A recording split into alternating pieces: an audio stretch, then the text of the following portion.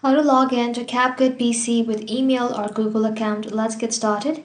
For that, first of all, you want to go ahead and simply open up your browser, or if you have the CapCut application, you can open the app as well. Once you're inside the browser or inside the app, you will be able to find this kind of interface.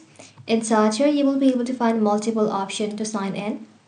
To log in with your Google account, you want to go ahead and simply tap on sign in with Google, and a new window will pop up asking you to choose your Google account. Select the account you would like, and just like that, CapCut will automatically sign you into your account. If you see a prompt asking to open CapCut, just click on Open CapCut, and that's it. You are now logged into CapCut in your PC. You can even use the same method to sign in with email account depending on the option available in your screen. And that's it. That is how you can log into CapCut with your email or Google account. Thank you all for watching. If this video was helpful, consider subscribing to our channel and liking this video.